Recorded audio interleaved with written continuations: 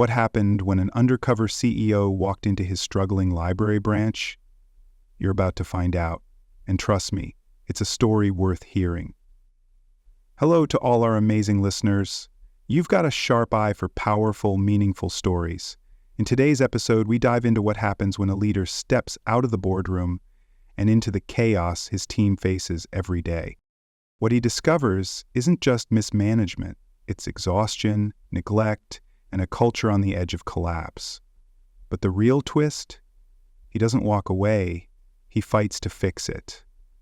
Let's uncover the truth behind the silence on the shelves.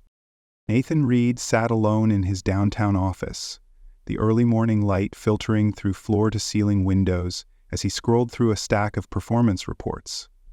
As the founder and executive director of the citywide public library system, he had built his career on making libraries safe havens, welcoming spaces where learning, access, and community converged. But lately, something felt off. Complaints had been increasing, not just from library patrons, but from within his own staff.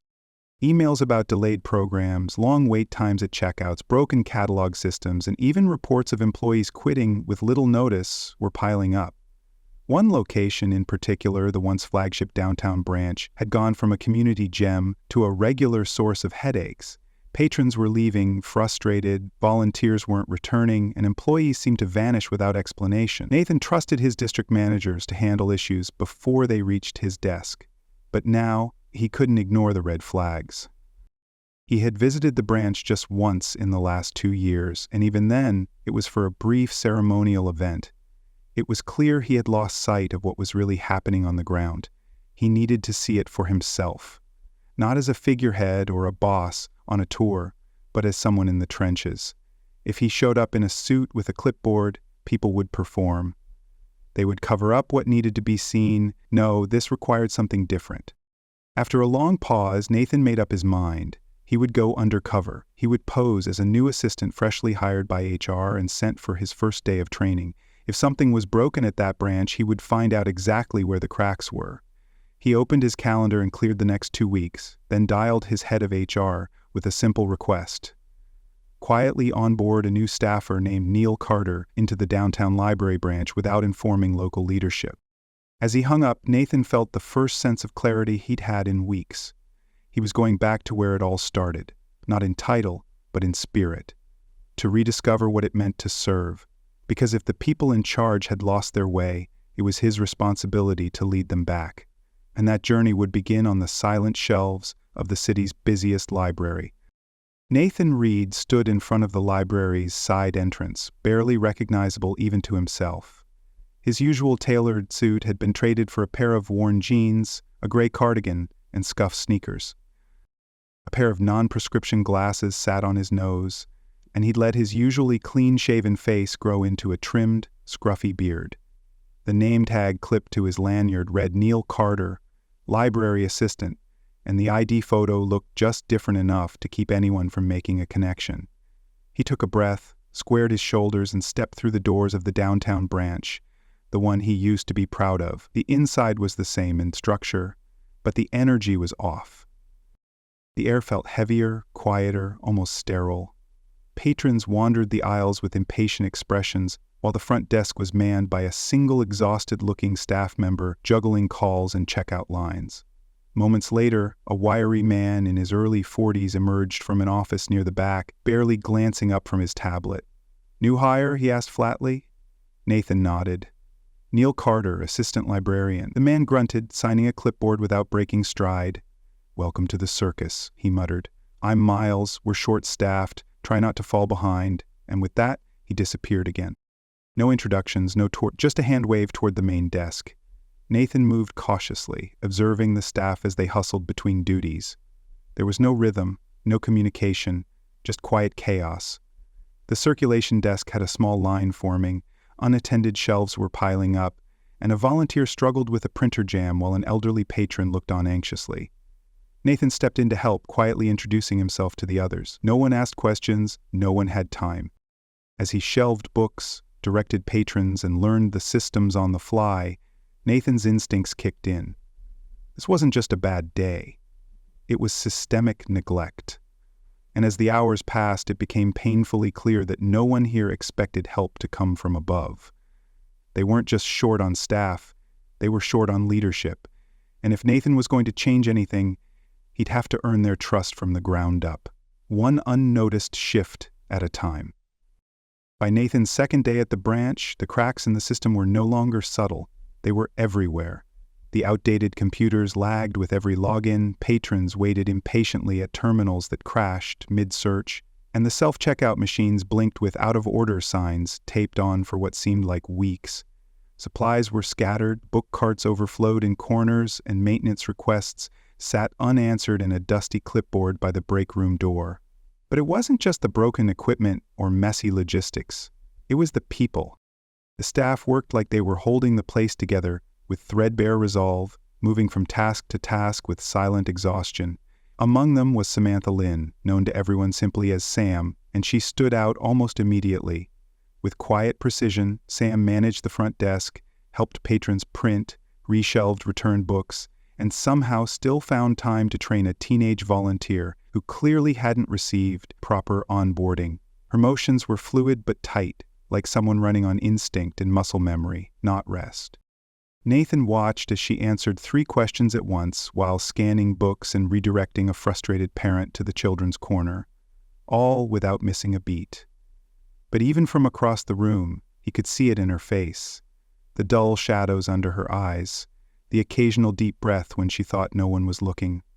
During a rare lull, he joined her behind the desk and asked softly, "How long have you been on today?" Sam gave a tired half-smile and checked the computer clock. Since a little after 6 a.m., it was nearly 4 in the afternoon.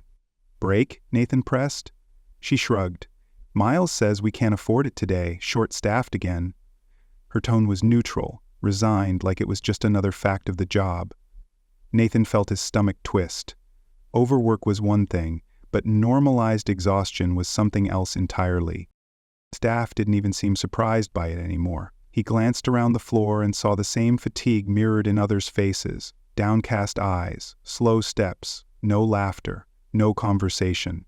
The building still looked like a library, but it didn't feel like one. Not the kind of place he'd once dreamed of creating, and now he knew it wasn't the shelves that were falling apart, it was the people, and they were doing it silently because no one had been listening.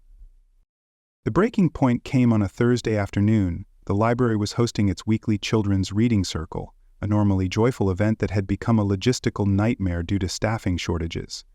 Dozens of families poured in, strollers cluttered the aisles, and the noise level rose steadily as children settled onto colorful mats in the reading corner. Nathan, shelving returns nearby, watched as the already stretched staff scrambled to keep things under control. Sam was everywhere, answering reference questions, helping set up the craft table, and calming a flustered parent whose child had gotten tangled in a headphone cord. Miles, meanwhile, was nowhere in sight. Supposedly handling paperwork in his office, he hadn't stepped onto the floor in over an hour. Nathan's eyes followed Sam as she darted between tasks, her steps slowing, her posture wilting.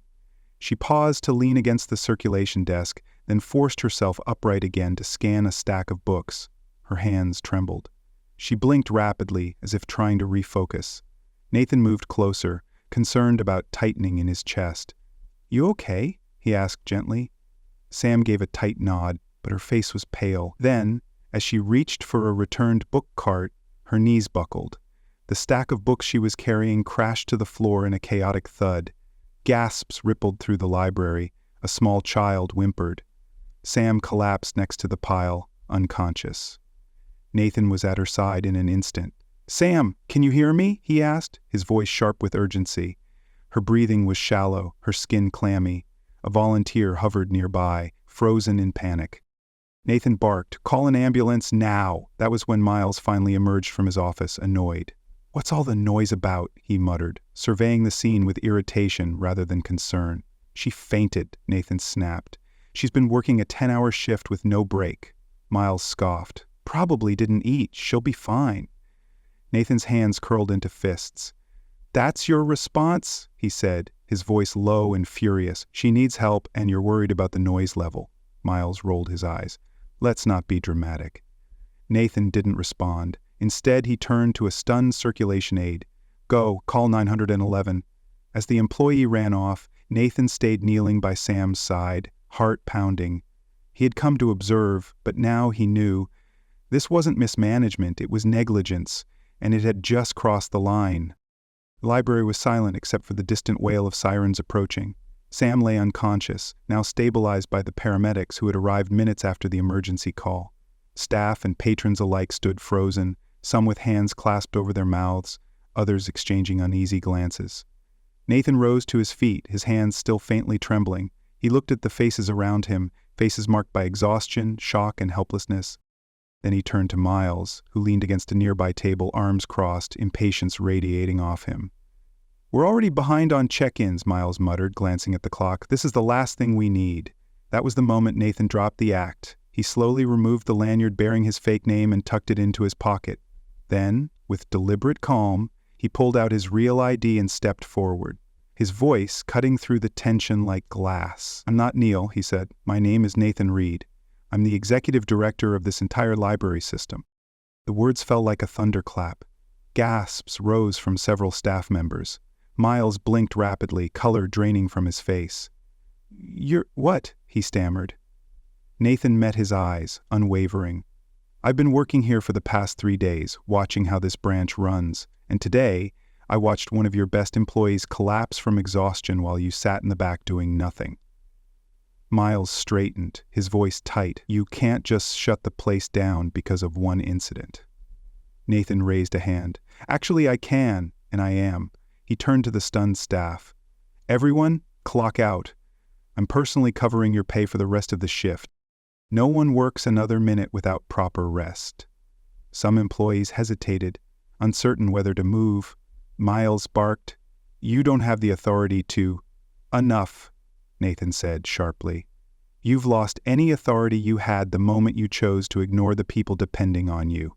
He turned to the nearest staff member. "Lock the doors. We're closing early." Murmurs filled the room as workers began untying their aprons and logging off terminals. Miles looked like he wanted to argue, but there was no ground left to stand on. Nathan turned to him one last time. "You and I will be having a conversation about your future here," he said coldly, "and I doubt you're going to like how it ends." Nathan arrived at the library early the next morning, just as the first rays of sunlight spilled through the glass entrance. The branch was quiet, unnaturally so. Without the usual rush of patrons or the low hum of conversation, the space felt like it was holding its breath. A few employees trickled in, exchanging hesitant glances when they saw him already there. Word had spread, whispers about the true identity of the new assistant, and the abrupt shutdown had likely reached every corner of the system. But Nathan wasn't here to save face, he was here to make things right.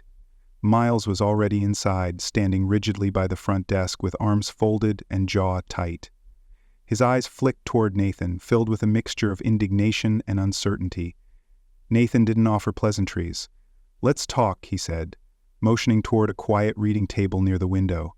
Miles hesitated but followed, each step tense. They sat across from one another, the unspoken weight of the previous day thick between them. "What happened yesterday can't happen again," Nathan began, voice calm but firm. Miles immediately launched into excuses. "Short staffing, budget constraints, too many hats to wear. I do scheduling, payroll, supply orders. There's no time to babysit employees," he said bitterly. Nathan let the silence stretch for a moment before replying. "Leadership isn't babysitting. It's building a space where your team is set up to succeed. Right now, you're failing at that." Miles scoffed. "They don't care. Half of them are late, the rest quit. Why should I bend over backward?" Nathan leaned forward, voice tightening. "They quit because they're burnt out. They're late because they've lost motivation. They don't care because they know you don't." For the first time, Miles didn't have a snide comeback. His posture shifted, defensive walls faltering. "Tessa? Sam was one of your best," Nathan added. "And she ended up in an ambulance under your watch." He let that land. Then, evenly, "You're done here." Effective immediately. Miles stared in disbelief. "You're firing me?" "Yes," Nathan said. "You've made it clear this team needs a leader, not a supervisor who hides when things get hard." Miles stood abruptly, muttering under his breath as he grabbed his coat and walked out. Nathan watched the door close behind him, then turned back to the staff gathering near the front. "Let's talk," he said. "Starting today, everything changes."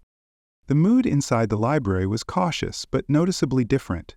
Without Miles' looming presence, the atmosphere felt lighter. Still quiet, but no longer tense. Nathan stood with the staff in a circle near the circulation desk, sleeves rolled up, posture relaxed. "I know you have questions," he said, meeting each of their eyes. "And I know trust isn't something I can ask for overnight." No one responded at first, until Leo Martinez, a soft-spoken library technician who'd mostly kept to himself, stepped forward. "Are you really staying?" he asked. "Or is this just for show?" Nathan appreciated the honesty. "I'm staying," he said plainly, "until things are fixed, and not just on paper." That seemed to break the silence. Another employee, a young woman with her hair tied back in a loose bun, crossed her arms. "Well, if you are staying, then someone needs to look at the scheduling board. We've had double shifts stacked for weeks." Nathan nodded. "That's exactly why I'm here." He grabbed a notepad from the front desk and started jotting down their concerns. Leo joined in, mentioning outdated software systems and the total lack of proper training for new hires. "Most of us just get thrown into the deep end," he said. "No wonder people quit." One by one, others chimed in. What began as hesitant complaints turned into a steady stream of feedback. Cleaning routines that made no sense, broken communication lines between departments, and no time allocated for actual learning. Nathan listened without interrupting, making notes on everything. "You've all been keeping this place running despite everything working against you," he said, "but you shouldn't have to fight the system to do your job." The staff exchanged looks, still guarded, but less so than before. Leo spoke again, quieter this time. "If you're really serious about fixing this, we'll help." Nathan gave him a small smile. "That's all I ask." For the first time since he walked into the branch, he saw something shift, just a flicker of it. Not trust, not yet, but something like hope, and it was enough to start rebuilding from. 3 days later, just after the morning rush of patrons had eased, the front doors of the library swung open, and in walked Sam. She moved carefully, still a little pale, but steadier on her feet. The moment the staff saw her, the room seemed to pause. Leo looked up from reshelving a stack of returns and quickly made his way over, followed by the assistant with the loose bun. "Sam," someone whispered, relief and warmth threading the quiet greeting. Sam gave a small smile, her voice hoarse but steady. "I'm okay," she said, assuring them. "Just tired." Nathan, watching from the reading area, stood and walked over to greet her. "Glad to see you up and around," he said. "Mind sitting with me for a moment?" Sam nodded, following him to a quiet table by the window. They sat facing each other, sunlight casting soft patterns across the table. "I should have seen it coming," she said after a beat. "I didn't want to let the team down, so I just pushed through." Nathan met her gaze. "I should have seen it too. That kind of pressure? It shouldn't fall on you." Sam studied him carefully. "You're really the executive director?" He nodded. "Not what you expected, I know." She let out a short, disbelieving laugh. "Honestly? No. Most of us figured corporate didn't even know we existed." Nathan's expression softened. "That's exactly the problem. And that's why I fired Miles." Sam's eyes widened slightly. "Seriously?" "Seriously. You all deserve better than what you've been getting." For the first time since sitting down, she relaxed. "So, what now?" she asked. Nathan leaned forward. "Now, we rebuild, and we do it together." Sam nodded slowly, and for the first time since the collapse, there was a flicker of something stronger than survival in her expression. There was belief. Over the next few days, change began, quietly but steadily. Nathan didn't waste time on long speeches or flashy announcements. Instead, he rolled up his sleeves and got to work. The first fix was the schedule board. With input from the team, he restructured shifts to prevent double bookings and ensured every staff member had guaranteed breaks. He introduced a rotating lunch system and gave part-timers more stable hours, reducing the scramble that had become the norm. Next came the supply chaos. With Leo's help, Nathan set up a streamlined digital inventory system to replace the old clipboard tracking, ensuring the library wouldn't run out of toner one week and drown in it the next. He designated clear roles for supply management so that no single person was overwhelmed. Then came equipment and training.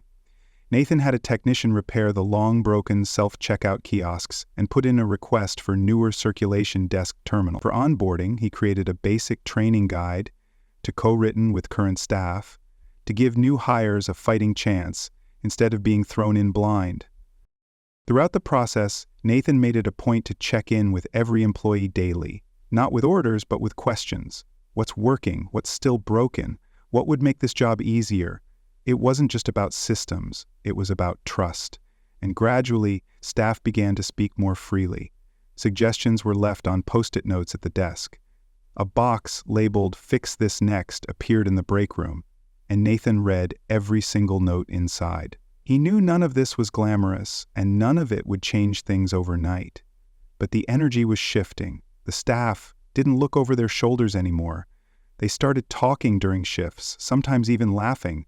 The fear that had lived in the corners of the branch was being replaced with something long overdue: ownership.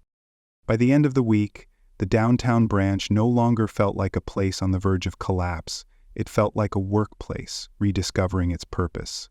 The energy was different now. Staff walked with more confidence, conversations bubbled at the front desk, and the usual undercurrent of anxiety had been replaced by a rhythm, imperfect but real. Patrons started noticing too. One elderly regular smiled as she picked up her holds and said, "Feels brighter in here lately," even though the lighting hadn't changed at all. Sam had returned to light duties, assisting with inventory and mentoring a couple of new volunteers. She looked healthier, her posture stronger, and when she laughed at something Leo said by the copier, it was the first time Nathan had seen her genuinely at ease. Leo, for his part, had taken on an unofficial leadership role, helping organize a cleaner shelving routine and troubleshooting tech issues before they even hit the help desk. Nathan watched all of this quietly, clipboard in hand, checking off systems, policies, and repairs. But more than that, watching people. That had always been the missing piece. Not the structure, but the spirit. During a break, Leo approached him at the counter. "You sticking around?" he asked.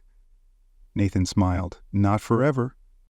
I was never meant to stay permanently, but I'll be here long enough to make sure the next person does things right." Leo nodded, thoughtful. "You really turned this place around." Nathan shook his head. "We did." A few minutes later, the doors opened and a line of morning patrons filtered in, some familiar, some new. The staff welcomed them with ease, their movements coordinated, their voices steady. Nathan stepped back and watched as the team operated without his direction.